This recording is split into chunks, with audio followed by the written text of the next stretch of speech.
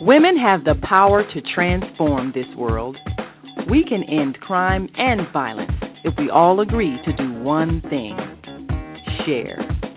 Let's share our wisdom, share our time, share our talents, share our finances, but most of all, let's share our love. This is the female solution.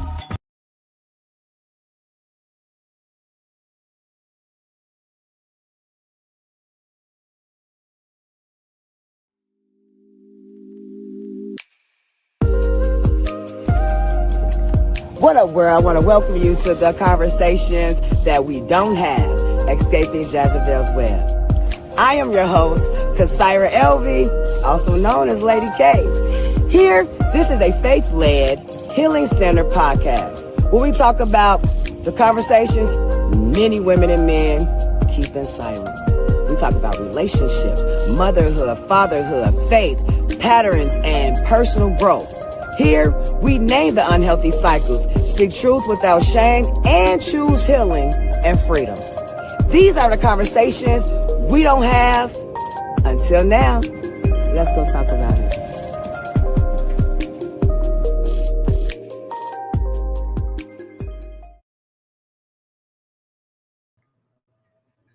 What up, world? It's your girl, Kasaira Elvie, a.k.a. Lady K. This is Conversations We Don't Have, Escaping Jezebel's Web. So, I am super excited to be back here again another Monday, and I have a guest. I know y'all ain't gotta hear me talk for a whole hour by myself. Ain't you glad? And she's not new to it, she's true to it. And I'm super excited and a little bit I don't really want to say nervous. It's like one of those, we're going to have a touchy conversation where we want to get everything across. And so I'm just like, let the Holy Spirit lead. How about that? I'm just going to say, let the Holy Spirit lead. We're also going to want to definitely hear from you guys. And I am about to bring on my guest. And her name is Marilyn Okoye. Welcome to my other show. Hey, girl. Hey, I am glad to be here. How are you? I am good. Today is a good day. Amen to that. Today is a good day. Yes, and indeed. So we want to let you all know what the episode is about. It's the mothers and son wounds we don't talk about. How many of you can say, and we have Mother's Day tomorrow, and happy Mother's Day to all the mothers and all the what's the proper terminology? Because some people are not. We got moms, we got bonus moms, we got nurturers, yes. Right? We got it all. Okay. Yep. And so we want to talk about some things that I remember when me and Marilyn was talking, and I was going through some things with my son, and we had some things in common, and I felt so relieved that I went along. But these are things that we really kind of don't talk out loud about. Friction between sons, because I was told that, the son, we're the first love of their lives, right? Yeah. So we're definitely going to dive into just some things about that. And one thing, we just still want to be sensitive to everybody, even some moms and then sons. My son, he already know, because he's got to be on my show, because we got some things to talk about, and he's ready. We have to wait around some things, but he's ready. So I'm excited about that. But before we get into the real topic, I know you, The Truth Podcast shows know you, but my new followers too, with Conversations We Don't Have, please tell us a little bit about yourself. Hey, what's up, you guys? So my name is Marilyn Okoye. I'm a mental wellness advocate, and I help individuals embrace their mental wellness journey without shame, stigma, or silence. Too often, in our homes, in our communities, and dare I say, even in the church, we, especially back in the day, it was just a taboo subject when we talked about our mental health and our mental well-being. And so having, as a person with lived experience of depression, I said no to that conversation, that thought, and all of that. And I love to share my story, and I love to encourage others to say, hey, we can do this. We can walk in our healing. Yes, it takes time, but we can do it without shame, without stigma, without silence. And with all of that, I do want to bring up. I wanted you to talk about also your lovely background too with your journal. If we can talk about a little bit about that and maybe give them where they can purchase it. Yeah, thanks a lot. Yeah, so overcoming this one here is overcoming is the action word journal. And so that right there has become my platform. When this journey first started with me, it became, I am an overcomer. Um, to overcoming is an action word, meaning that as I overcame depression and I began to walk in my healing process, I realized that it's a daily walk. And so I am an overcomer. Action word journal is just that. It's a journal that gives you writing prompts of action along with different poems and other things in there that you can just learn how to, for example, everyday therapy.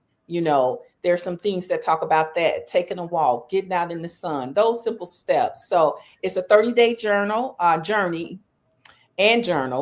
that you can use to just jumpstart your healing process. All right. I also want to show your book too. Want to show you So, all. and this one right here, I really call this like my it's like my testimonial because when I wrote this book and when I was going through depression, I was in the church, you know, serving and doing all these things, but it was such a taboo subject that I was ashamed and I was embarrassed to talk about it. And so, Mhm. what this book does, or what it did for me, is it allowed me to search the scriptures for myself and understand what the word said about depression. And there are people who lived in biblical times who experienced depression, even to the point of, dare I say, wanting to end their life. Mhm. But God, had a word for them. And so he had a word for me. And so he has a word for those of you who are listening. And so that's what that book was about for me. And I just call it like my testimonial. Love it. I love it. And how can they contact you or if they're interested in purchasing the journal or the book? Yeah, thanks. So the book, the journal, and I also have a coloring book too, can be found on Amazon.com. And you can just Google, search Amazon, put my name in there and all of them will come up. You can follow me on Instagram, where I love to just post inspirational messages and different things that's going on to just keep us all encouraged. Get ready for this now, because I have to say it in letters. The letter U, the letter R, the letter ANCMROVR, which is saying you are an overcomer. Love it. And I'm pulling up right now your coloring book, by the way. Oh, That's what I mean. I was like, why did they pull that up too? So I just want them to, where did it go? Here we go. There it is. I have to put it up there. yeah. So the coloring book, again, overcoming is an action word from A through Z.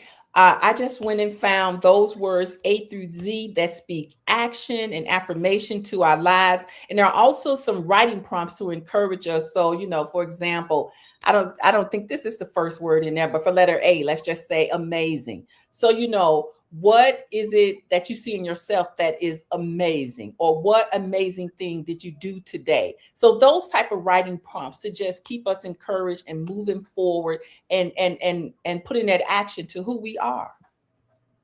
Love it.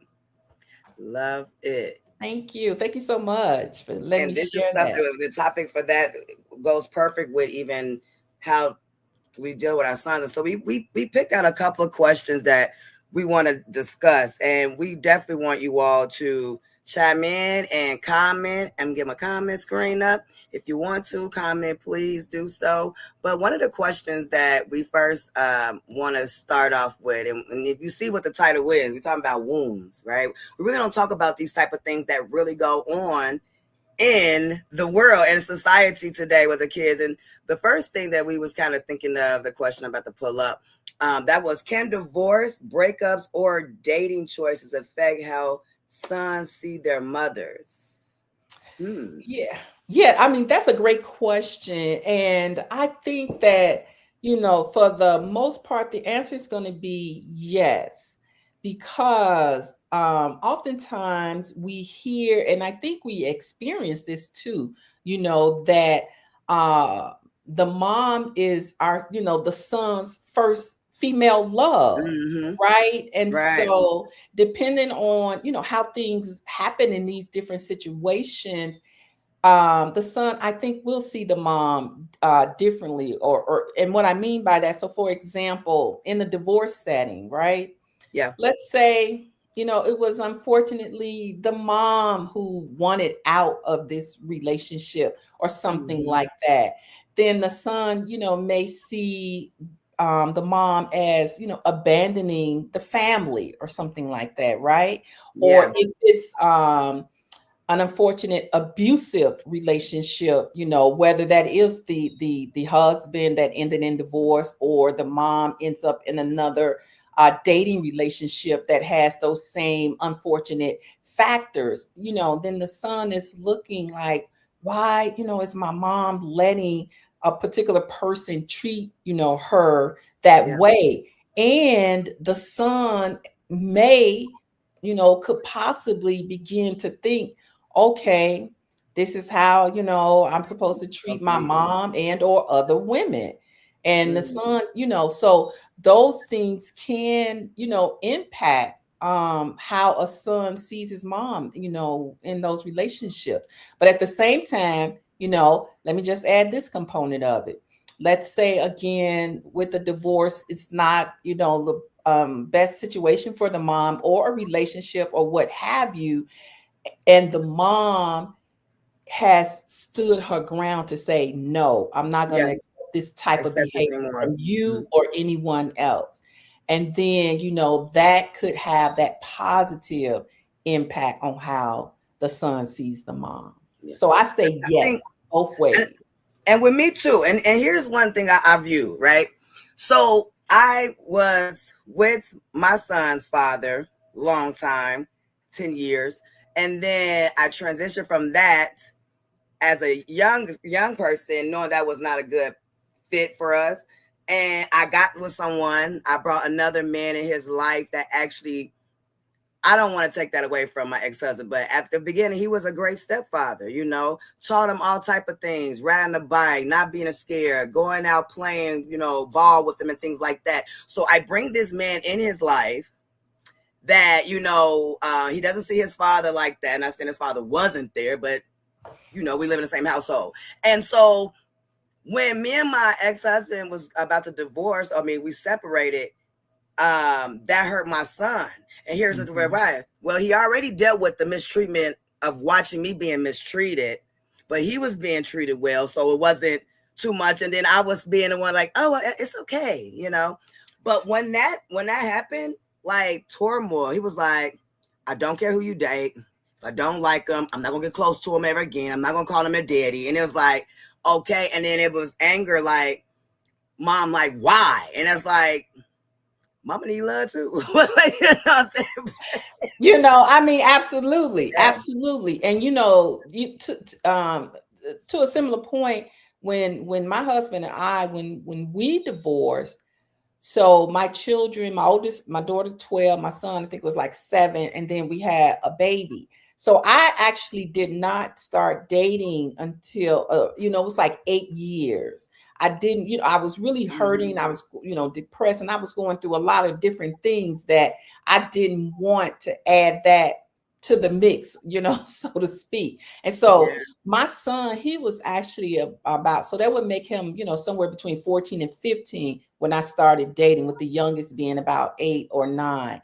And so they were especially my older 2 children, they were kind of happy for me, to see me uh Move just on. having a Yeah. life, Yeah. right? Yeah. Having a life. So they were happy, but at the same time though, I do believe, like I was saying, that it can affect, a son's way that he sees his mom, whether it's a divorce or dating or something like that.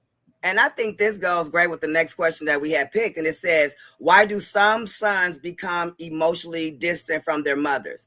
Now, with me, I mean, I think majority in a good way too. Uh, us all experiencing. I was telling you, my son was 7 years old, getting ready to go on the bus. We're at the bus stop. I used to always give him a hug and kiss. And it was that time, it was like, Mommy, no, my friends, you're going to embarrass me. And that was the first time I was like, oh, no, you're going to hug me. Right. But it started like, I think for me, I think it's once they start getting, depending on their personality, because I talked about this too. Some sons, I believe, are nurturers and some are just boys. And what I mean by that, some nurturers, they want to cook clean and they take it. And the other boys, they just want to play video games. They want to play. They ain't got time to be babysitting. They're not that type of people, right? And that's my son. Right. So when he got older, everything was different. He wanted to play games, video. So it was that. I think that's where sometimes the emotional, it starts to draw away from you, you know? And sometimes with me, I'm still forcing all the love. You gonna love me? You gonna give me mommy a kiss and hug? You know, he like, Ma, cool it. And it's like, what? Right. I agree. I think, at some point around a certain age, these things start to happen. Some of it is just like you're talking about. It's this natural progression of a male child growing up. Their interest has changed. They no longer want to be cuddled in front of their friends because, they thinking their friends are saying something when they all really want it. They just don't want it in front of their friends and whatnot. And so, those type of things begin to happen. But I also think sometimes it's associated with, and still with the growing up, but sometimes associated with some not so good choices that our sons may make. And then that interaction, that opinion, that talking to whatever that is, that the mom, especially a single mom, that, and the dad is not active. So now, you're trying to raise this man, that, either what you saw from your dad or other positive, uncles and male role models, and teach them these things. And, they looking like, I don't want to hear that. I'm at this, they thinking I'm going to do what I'm going to do and stuff like that. And so I think that kind of causes that friction too, as well. And it's just a natural progression of things. Like you said, it's that, that relationship you had when they was just, they was your little buddy and all of that. Now they're getting older, they don't want, their other friends to see this. They don't want to get teased. But then also there are the situations. And it's because they're not getting the love. Right. The situations about of life that happens. And, some of those situations are unfortunate, not the best choice, for that male child. And then as a mom, a loving mom, where you don't want to see them going down a certain path. And now you're starting to, say some things, hold them accountable, whatever that may be. And now that distance, that separation, all of that pushback and those type of things, happens as well. Yeah. And I was thinking, and what I've witnessed was some, because you were saying being a single mom, and that's how I was. Like, I was trying to build morals and respect and what I probably thought a man should be. But I also told my son, I can't teach you how to be a man, but I can teach you how to be a responsible adult. Exactly. And then I have women know that raise, like I say, a single parent, single mom raising her son. They used to probably some make them detach emotionally because they're like, stop crying. You're not no girl. Man up. They do that. And that may make emotional detachment as well. I mean, that wasn't me, but I think of other single moms that have difficulty with their sons too. Is like, they're trying to teach them to stay manly. We can't tell them, beat me no man. Right. And not even, and that's a good point, because some, moms, yes, right. And I can agree with that. But oftentimes it's men and or society in general that puts that messaging out there, man up, men don't cry, and da da da da da. And then so now as you begin to believe this and whatever is going on in the brain, when you're hearing this type of messaging, that type of sensitivity begins to be suppressed, and even toward your mom and things like that. So I agree with you, in that was point too. good. Yeah. That was good. Yeah, I that was a good one because, I remember my son when he told me that, and I was like, boy, I ain't trying to make you no man. Let me make you a responsible adult. How about that? Yeah, I used to always tell man, look, be respectful and respectable, okay? Oh, I know that's right. We got another one that ties right into, do sons sometimes carry anger from childhood into adulthood? And I say hell to the yeah. And I say, exactly. I mean, they do, because again, it's so many different factors. It's the relationship with the dad, it's relationship with the mom, and it's societal, especially I think, for our Black males, that happens, and that suppression. You got to man up. You can't let them see you cry and all of that stuff. Yeah. Oh yes. Now you got all of these emotions for different things that have happened with your mom, and conversations or disagreements that have happened. You got this pent up anger emotion that you can't express. And so of course that's going to translate in carry over into adulthood. Yeah. Especially they already have resentment. I know. Yeah, my son was like, I was so controlling, and I have to have a show, because I met another person that didn't believe in spanking or whooping their kids. I did, right? And I remember when he got older, it was one of those things where he a man, a male, I'm this woman. I gotta make sure I put fear into you to let you bet not try me. I don't care how big or how tall or small you are, you bet not. And I think that is kind of wrong, because one of the things my son remember is like, Mom, like, you was all on me. And if now we get into an argument, now he's trying to be my equal. And then I'm sitting here like, excuse me, you are not my equal. But he was like in his own protective mode, like, I'm a grown man now. You can't talk to me like that. You can't do that to me, So that was one of the things that I had to deal with that anger right there, And I was a yeller, and I was also my kids would say that, I was controlling it and things like that, which I was. Some of, overprotective and all of those things, which, can come from some of the, experience that, because my mom was very old. Both my parents were really, especially with me as a girl, they were really overprotective. It got on my nerve. I'm not going to even lie. But then translated into my parenting, especially as a young parent early on and stuff. And so I was those things as well. And then you're right, the son, trying to grow up and be this man. And then me, a single mom, the dad is no longer in the house or something like that. And now, I got to tell this young man that's, standing, like this over me and whatnot, like, no, not so, sir. Soldier, stand down, and all this kind of stuff. I'm like, so they just, all this is going on with them, because it's like the world is giving it to them, or society is giving it to them. And now my mom is giving it to me too. And so, I got this struggle of stuff going on inside of me, and how do I relate or connect or this with that, with my own mother and stuff. And they have these things festering in on the inside of them too, as well. Yeah.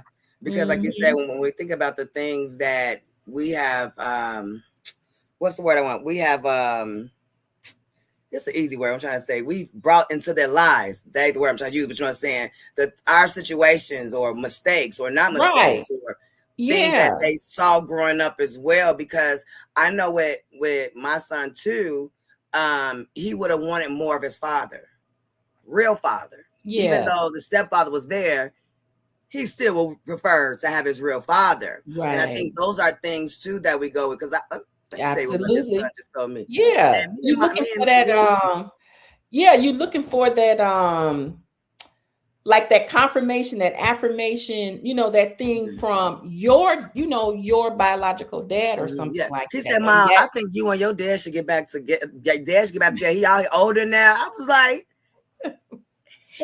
hell no. We never. You're about to be 23. No, I'm good. No, no, we could be friends. No, you have to learn from your mistakes, period. Healing from those things. But yeah, I know I let my son see some things like fighting with his father too. So I didn't portray a good, healthy relationship at first in front of him, though, right? Mm-hmm. And also at that time, we didn't understand what emotional intelligence was. Nobody really was talking about that. We didn't know what abuse was. We didn't really talk about that. You was getting smacked up, punched up. That's what they thought. And that's not the abuse that I was going through. So, things like that now you see. Or I remember once I started to heal and I was rooting them up to another city, that brought a lot of baggage and backlash, because I just my son was 16, 17. He's like, no, I don't want to move to Kankakee. You take me from my family. So the anger does happen. But here's one of the things that I used to say too, and I know we're going to get deeper into the conversation about it. Once you find out what the problem is, you're responsible trying to fix it. But I know we got a question. We're going to get on that, but that just made me think about that. And you know what? I want to say, like, for me, so my kids, they never really saw, me and my husband argue or fight or whatever. We had our discussions and stuff like that, right? So they never, I also was the disciplinarian. So they did see that. But when the marriage ended, when that break happened, there was this, my own, my anger, my hurt, my disappointment, so many things that's bubbling up on me. And like you said, not understanding or walking and healing and all these things. So now that's spilling out, onto, my kids and my son and the impact, that's having on him as he see me as his mom, lady. Yeah. No, seriously. Well, we're gonna take a quick commercial break, and we'll be right back with Marilyn talking about what we're talking about, the mother and son wounds that we don't talk about. So we'll be right back.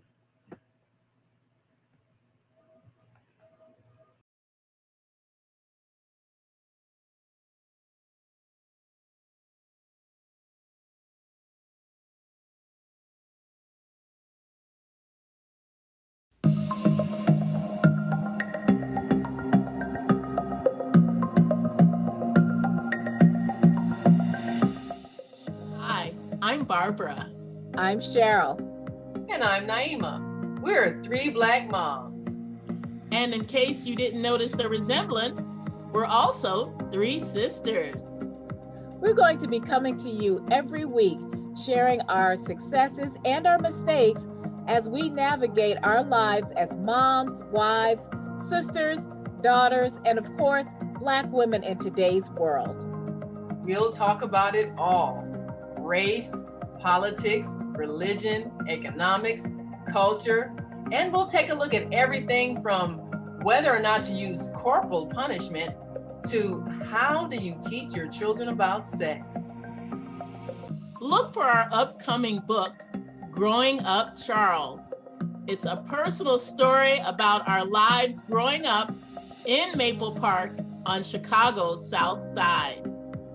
I'm Barbara. I'm Cheryl. And I'm Naima. We're three Black moms. Follow us on Facebook and subscribe to our YouTube channel, Three Black Moms.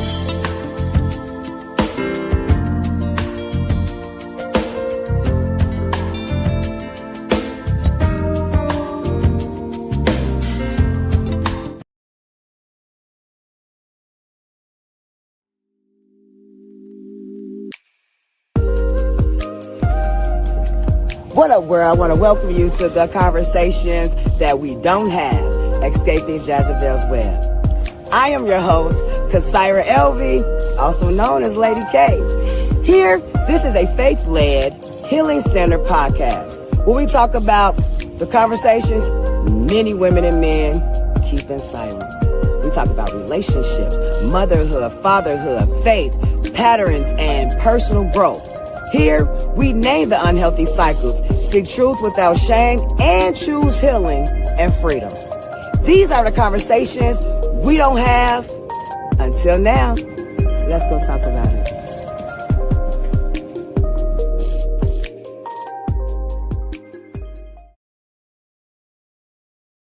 All right, welcome back to Conversations We Don't Have. I'm your girl, Kasyra Elvie, aka Lady K, and my guest that we have today is Marilyn Okoye. Hey. And so we were still talking about the mother and son wounds we don't talk about. And so we had a couple of questions that we decided to pick. I love Chat GPT. I was like, Chat, this is what I want to talk about. What kind of questions? And it was great. And so we're just talking about some things, and I just feel like sometimes there's a disconnect with sons. And I know we got daughters too, because I have an issue with my little daughter, but the other ones, my other daughters, we all are fine, cool, get along. I mean, well, they're only 10, 11, but they still like me. I mean, we going to that little journey, you know, when it's almost the preteens and all that stuff. But but with my son, I remember, because I'm not gonna lie, I see some other moms and sons, or I hear sons talk about their mom, and I'm just like, right? It's like, oh, absolutely. You know, like yeah. Where did the connect come? But one of the questions I want to go. I love God, because I didn't know that was up. We say, why do some mothers feel unappreciated by their sons after sacrificing so much? I'm gonna let you go first. That one right there probably is a whole a podcast by itself. But yeah, so you know, my son, we I don't even know where to begin. But yeah, we have it's a tough relationship, right? And I felt at times, you know, even when he was what I would think was like the worst or the meanest or disrespectful, all of those different things, yet I felt like, you know, I stood there, you know, with him, by him, did my best to support him, put things in place to try to help him, all of these, you know, different things. But sometimes it was just like a slap in the face. I'm like, it was like a slap in the face. And I'm just like, you know, what do I do? You know, why? You know, I just turned around, you asked for this or whatever, or you didn't ask for it, but, you know, I did it, saw it as something that could help you in some kind of way, shape, form, or fashion. And then you turn around and it's just like a slap in the face. And I'm just like, you know, why? How do I deal with this? You know, what do I do? Because it was, I mean, it's hard, you know, as a mom, when you're doing for any of your children. Yeah. And, you know, then you turn around and you don't, you know, it doesn't feel like you're appreciated or they're grateful or something. Because they, especially if it's working for their good, they're going to take everything that, you know, you're putting in their direction to help them out of whatever situation. You know, whether it's, you know, money, physical things, conversation or advice or something, they're going to take it. And then sometimes it seems like they just turn around and bust you right upside your head. You said or did anything. And that was the thing that, I mean, I struggled. When I say I struggled with that for a very, very, very long time. And I mean very long time, because we had and still do. It's better, but, you know, at any moment it could, you know, flip or whatever. But it was hard, and we had a tough relationship. And there was, again, a lot of yelling and screaming. Part of it was in the midst of me going through my own stuff. And part of it, I'm sure, was in the midst of him going through his stuff as well. And, neither of us understanding that. And so there are plenty, even with my girls, there are plenty times, and I'm sure there are some mothers that are listening to us now that know exactly what we're talking about and have unfortunately experienced that.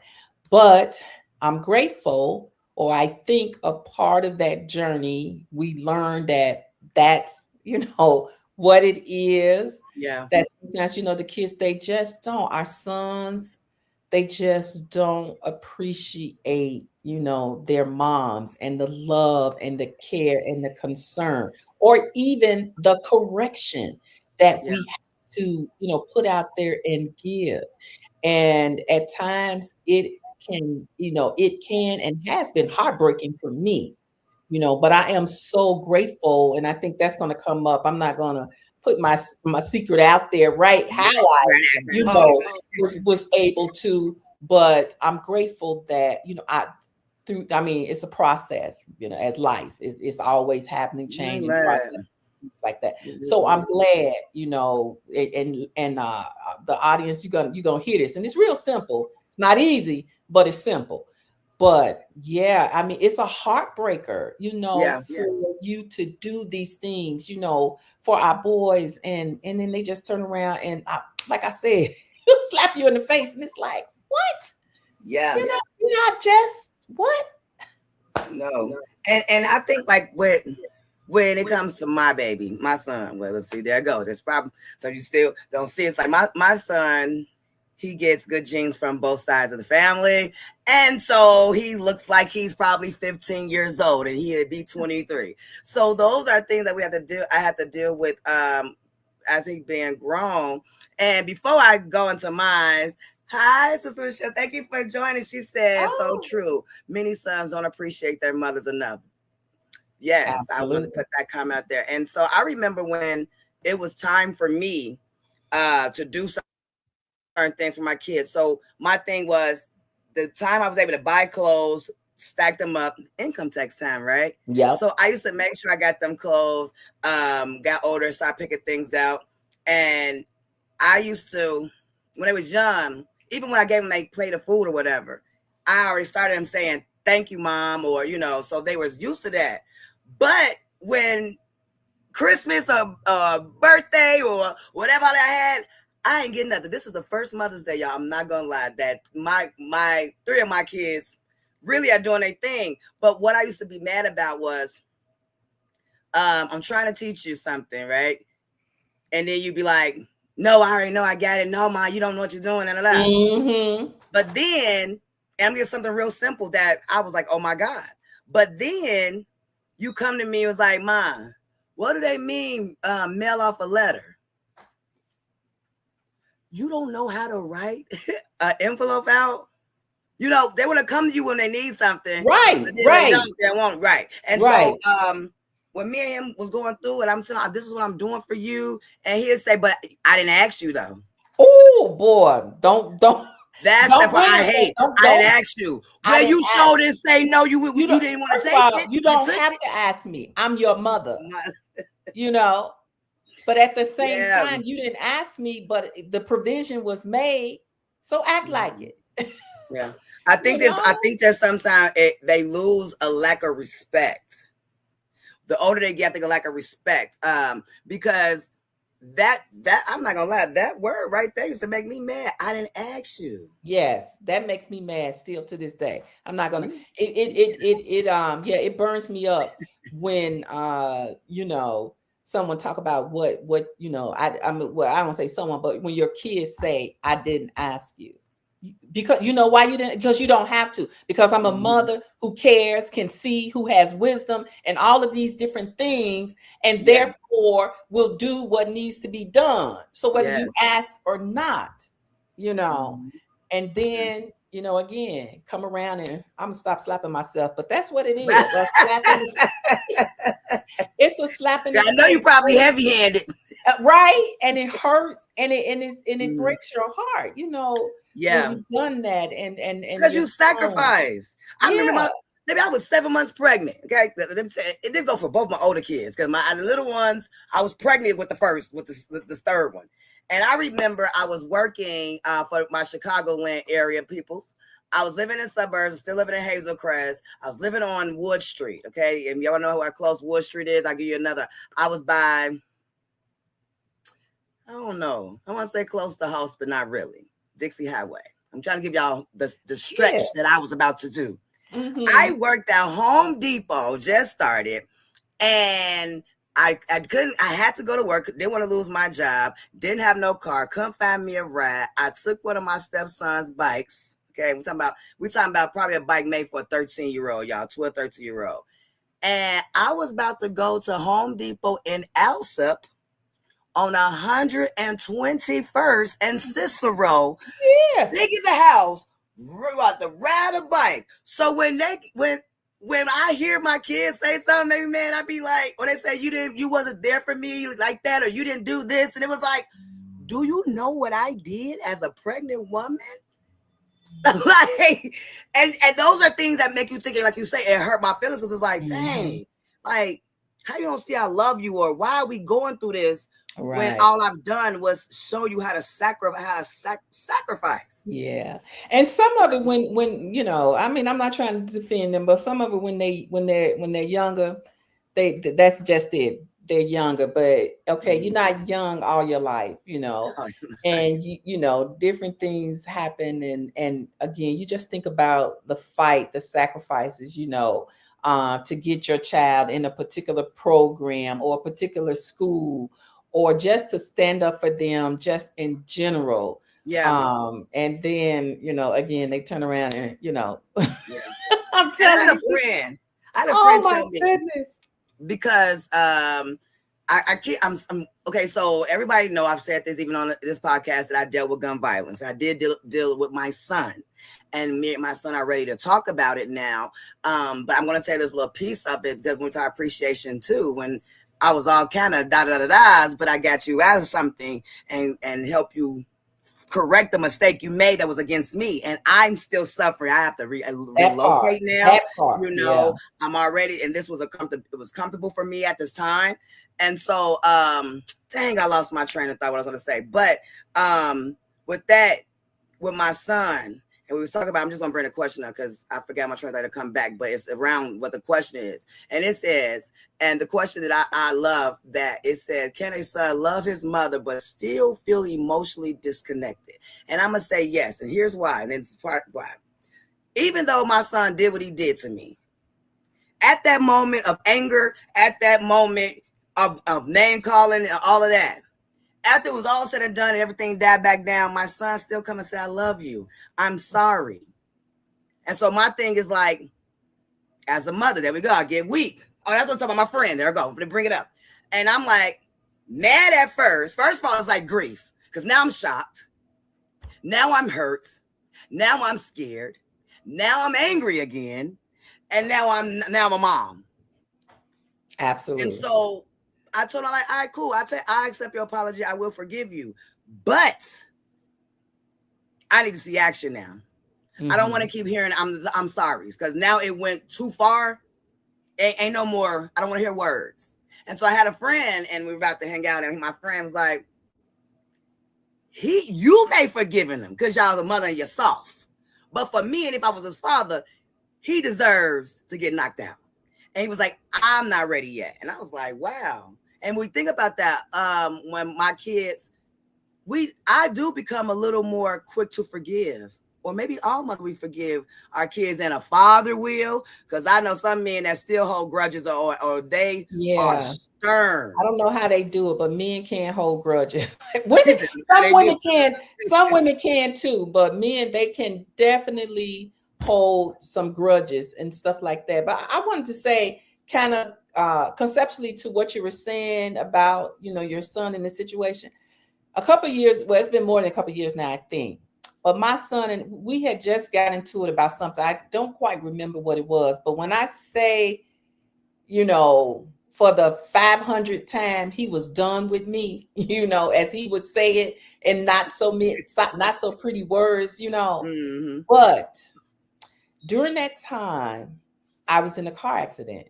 My daughter and I, we got hit almost head on in a car accident. I didn't tell him this in the midst of him cussing me out and telling me how I feel and what I was and what I wasn't. I never said anything.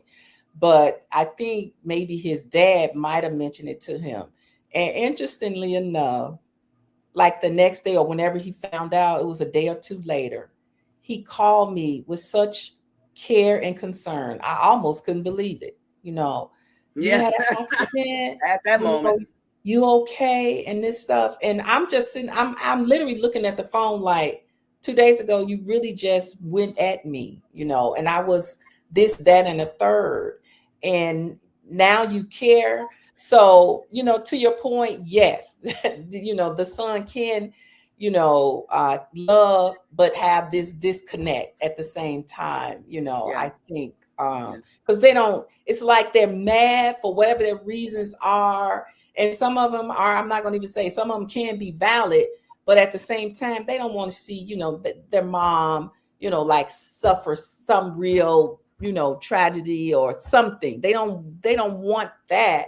They just want to be mad and express that or whatever that is or something. Yes, yeah. But it was, I really couldn't believe it. He was, just went off on me. And then like 2 days later, are you okay? And I'm like, I was wondering, what do you mean am I okay? And he wasn't asking about what he said. He was, concerned about the car accident. Yeah. So, again, that's point. And I like what you said, even when we explain the depth of the sacrifices, they don't understand. And Sister Michelle, that is so true. And as mother, because I'm a holler too, I go back and say, you know what I did this, and you mean you gonna do that. Yeah, so I do see that when we do that. And when it's a disconnect, I don't even understand, because it's like I would hear my son, like if he's with his friends, I'll call him a couple times, and the things that I instilled in him, like life not chess, it's life like chess not checkers, things like that, or he does talk about me. So it's like, I hear you bragging about me, or you hear the things that I have been installing in you, but then you go here and you got attitude. You can't even talk to me. Exactly. I've experienced that too. Is it the generation? Is it the generation where they think that they can speak to elders as they equals?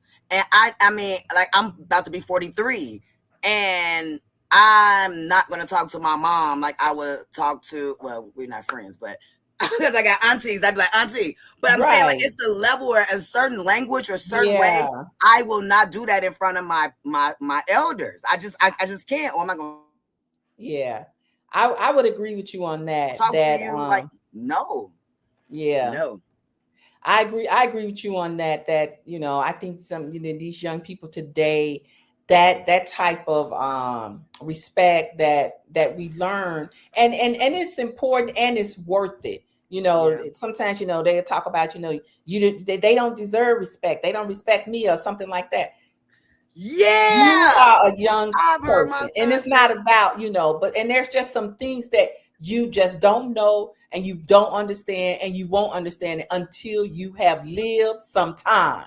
And so it's not a matter of, someone, disrespecting you, although that's real. Don't get me wrong. I don't want to make it sound like that. But at times, no, you respect your elders. That's a time-tested thing that should never be put on the back burner. And Sister Michelle said it right too. Elders, respect, and they fall from mature and active fathers. Right. Well, I guess they go to blame on us too, because we chose their fathers. Yeah.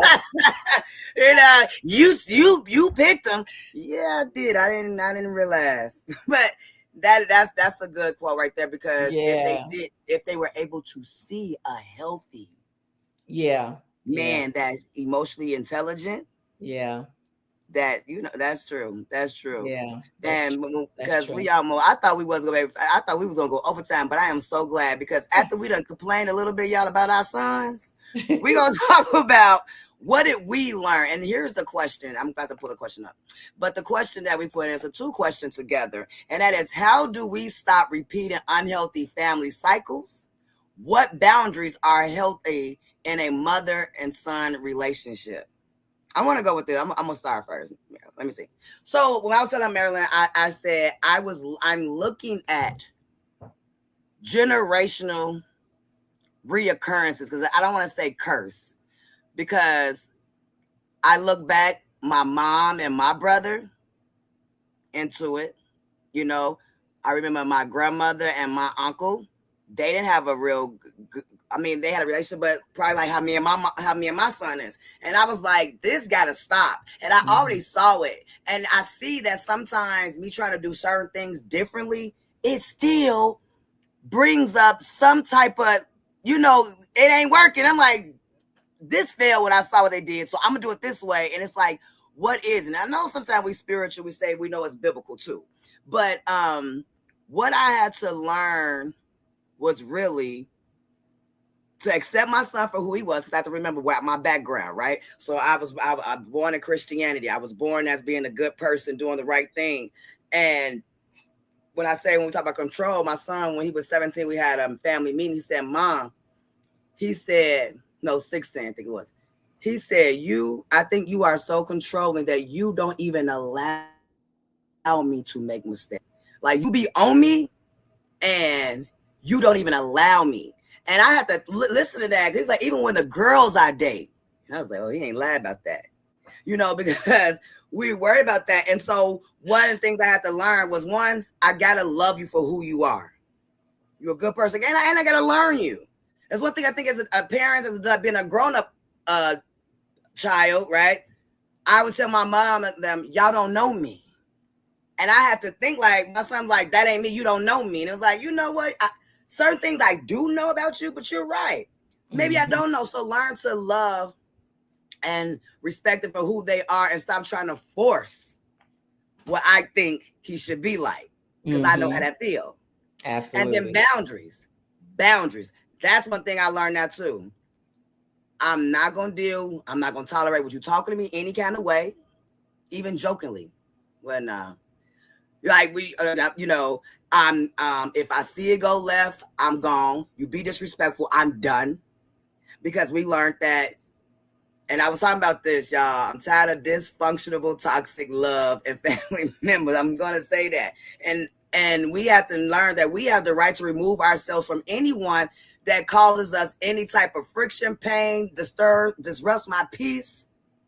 I have the right to, because boundaries mean you're going to respect me. And if you respect me, I respect you. And that's where I think the love will be bond. It has to be respect. And I remember a long time ago, God gave me love, honor, respect. That's real love. Love, honor, respect. If I love you, then how did I say it? If I respect you, that means I'm honoring you. If I do both of those things, I mean I truly do love you. That's how we do God. God said, So that's my viewpoint on how to set healthy boundaries and not be guilty or feel guilty. That was another part for me, not feeling guilty. If I walk away, I gotta stay away, because as I'm the type of mother, I'll say one thing, even quick thing. You on punishment for a whole week, and a few hours later, you ain't gotta be on punishment. So I need to be consistent with my boundaries so they can understand and know I mean what I mean. I say what I say. Right. Yeah. For me, I'm going to put this word out there. I say it all the time. This is a very powerful word. It's a very simple word. It's not always easy to do. But when it comes to those unhealthy family cycles, when it comes to those boundaries, and when it comes to healing from the experiences that we have with our parents, with our children, with our siblings and things like that, is choice. Now, that word, when I say choice, I'm talking about me. It's a choice that I make, because I can't make it for kids, young kids. Yes, you can make that. But as we were talking, and those for our sons, and that behavior, that level of disrespect, and those things that transfer over into their adulthood, and they still want to come at us in a particular way, I have a choice in the matter. They got a choice in the matter too. And that might be that disrespect or that anger and all of those different things, because truth be told, there's some healing for them that needs to take place as well. But for me and my healing, I make a choice. And that is, I'm not accepting that. Like you said, I'm not accepting that anymore. So the times when my son snapped off on me and maybe he was making a choice too, and like he called himself not talking to me anymore. Well, mine is a more intentional choice. When you come at me that way, I make a choice to step back because my well-being and all of that is more important than me, coming back at you at the same way. And it doesn't mean that I don't love you, because I do. But for my own well-being, I'm no good if I'm, all whatever in my own mind. So I make a choice. Hey, I'm gonna be quiet. You keep on feeling what you're feeling. And when you're ready to talk, as an adult or about the situation, honestly, then we'll do that. And we have done that. We've had some conversations where he understood some stuff about me and I understood some stuff about him. But when it comes to that, hands off. Then the thing that I love that I learned about boundaries, boundaries, they're for me. I don't even have to tell you what my boundaries are, but I can operate in my boundaries and I can walk, again in my healing by setting those boundaries and making those choices not to, get so caught up and angry. I'm not going to talk to you that way. And you're not going to talk to me. I'm going to show you an example because I'm going to be quiet. I choose to be quiet, and I'm going to keep it just like that. It's not easy, when you decide to make those type of choices, but you can do it for yourself. You can't do it for everybody. You can do it for yourself though. And that's what I choose to do, when it comes to that. And when it comes to my son, because it's not always easy. And he can be very angry with me and upset and all of these things. And I just step back, and then when I feel like I'm, ready to move forward, then I choose to reach out, see how the conversation go. Things have settled, great. We'll see what we can do from that. And if it hasn't, then I'll step back. But one thing I will never do or never stop doing, and I don't think you will either, and that is to continue to fight for our sons. I think we're going to continue to fight for them as long as we have breath in our bodies.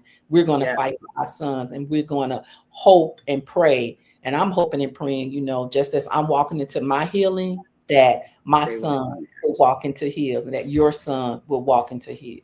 Yeah. And you will continue to walk in yours. Yeah, because that's another thing that I see that honestly drives me crazy. I got all these resources. I'm doing the work on healing myself. I'm acknowledging these things. And then the people that's closest to you that need it themselves, they don't use it. And it'd be like, why? Come on here. If I know there's something wrong with me. Yeah. But it's a time, I guess it's a time and a place, for each one of us, to accept, like, I think that's something you had talked about, accept, recognize, but we can only do it for ourselves, and the next person has to do it, for themselves, Well, I thank you for having this conversation with me and being open about your situation. And I hope y'all, for some of y'all that were watching it, realize you are not by yourself. And, we are still striving to always be the best parent that we can be, and even the best version of a woman and a mother. So I thank you, Marilyn, for joining me. I will be seeing you later. Happy Mother's Day. Enjoy your day. Thank you. Thank you. You're welcome. Peace out.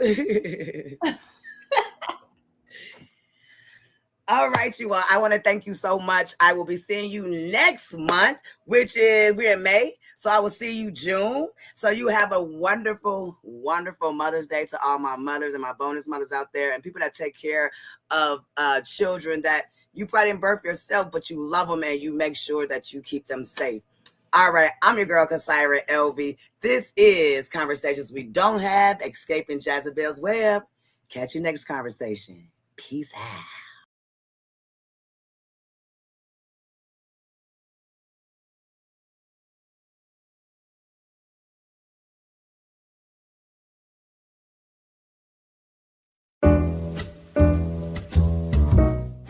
We've We've come to the end of our show today. If you missed any broadcasts, go to our website for the audio and video archives at www.thefemalesolution.com.